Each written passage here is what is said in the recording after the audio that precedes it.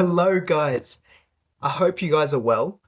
Today, I'm just going to get straight into it. So, what I want to talk to you about today is how reality testing, assertiveness, and emotional expression that's four fingers emotional expression all relate and link together with regards to emotional intelligence and why or what you might feel as a result of these imbalances. And I'll use my example from the test that I have done, the EQI 2.0 test.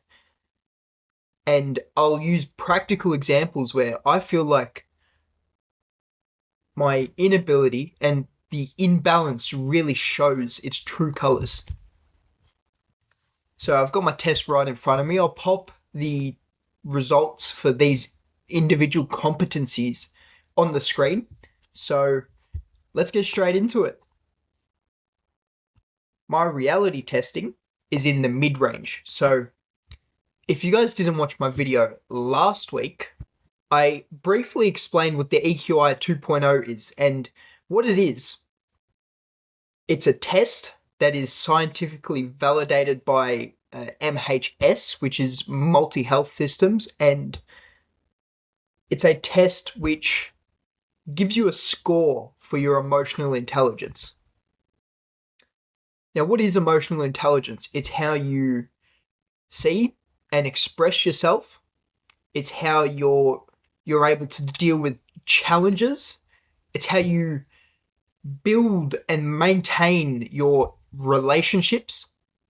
And it's how you use the cues that you pick up from other people, whether it be their body language, their inflections in their voice, whatever it might be. It's how you pick up on these cues and use it to your advantage to understand the situation better.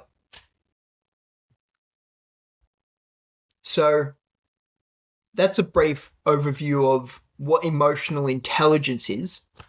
Now, I'm going to start by defining what reality testing is and then what the other two composites are as well. Competencies, I should say. Reality testing, it's how you view the world. It is how you're able to view a situation objectively and the accuracy to which you're able to see and interpret what's going on in front of you. So that's reality testing. Now, my result for reality testing was 103. Now, this is in the mid-range. And these results are all compared to a norm group, which for me, it's the Australian population who have completed the emotional intelligence test. So this norm group, I'm in the mid-range in comparison to this norm group, meaning in comparison to everyone in Australia who has completed the EQI 2.0, my results show that I am smack bang in the middle. I am in the mid-range. And that's okay. That's perfectly fine because the key for emotional intelligence is balance. So if you can get everything balanced, mate, that would be perfect. I don't know what I just did there, but I'm going to keep continuing. So then we've got the assertiveness, which is what what the video was about last week. So my assertiveness is my ability to clearly communicate my thoughts and my feelings and do it in a way that comes across in a meaningful yet positive manner.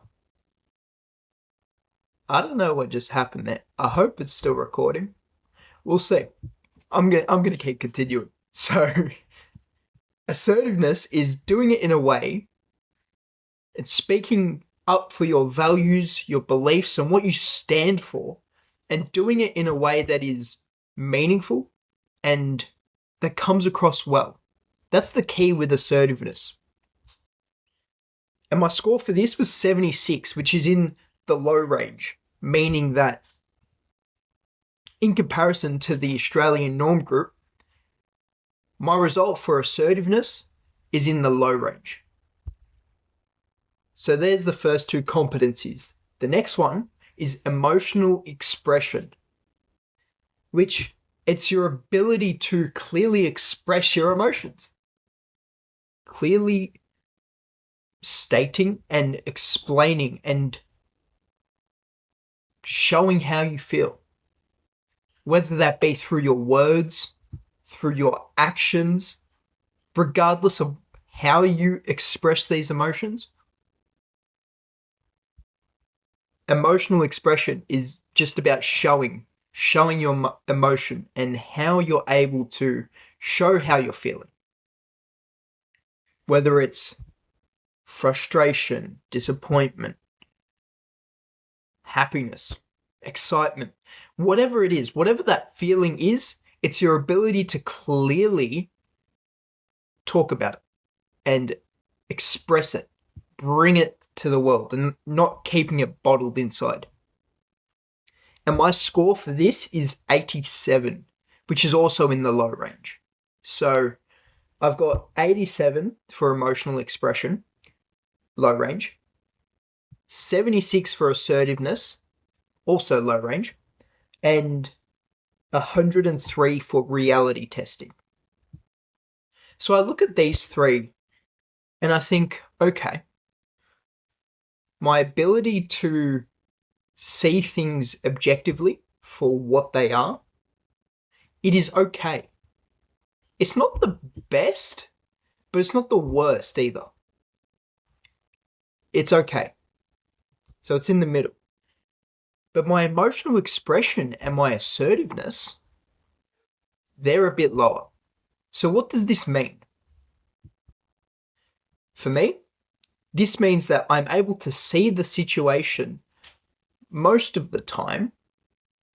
I'm able to see the situation for how it is, but I don't have the assertiveness to speak my mind. I don't have the assertiveness to express the feelings that I have in that situation. And this all leads back to harmony. Because what I'm working on, what I am practicing, is voicing my own opinion, regardless of whether harmony would be shaken and disrupted within that relationship that I have. So with this reality testing, being able to see the situations for what they are, and that emotional expression and the assertiveness and trying to improve this or these competencies, I will be able to feel less frustrated. I'll speak my mind more and I'll gain more trust with other people because they will,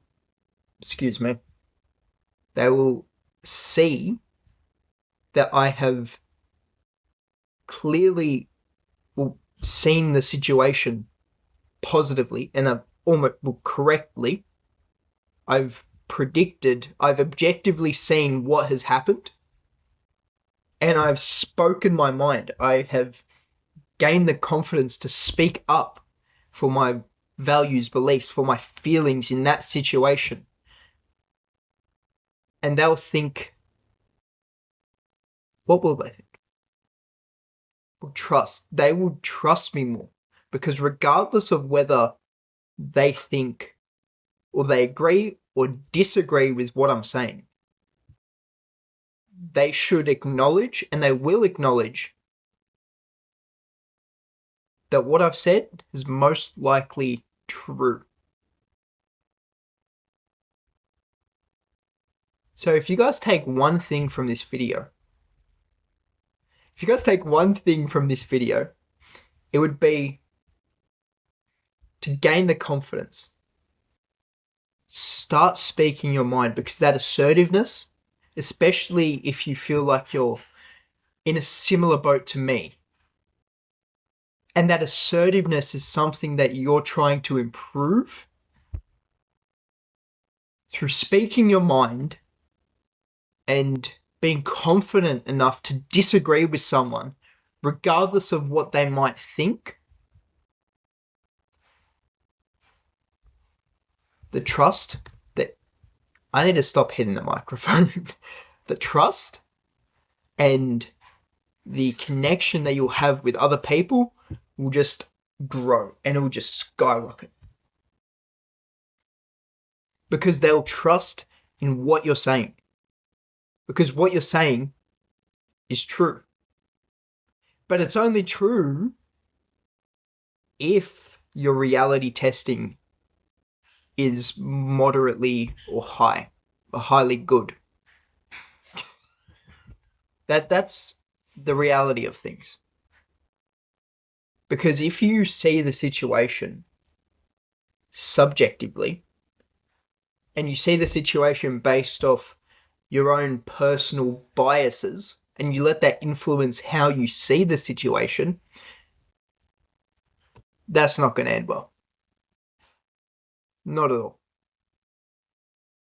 So that's going to be it for this video. I hope you guys have enjoyed. I'm just going to keep making videos like this, comparing what happens and what different competencies and imbalances in these competencies might mean. And like I said, I hope you guys enjoy, because I definitely enjoy making these videos. So have a good day, and remember, change starts with you.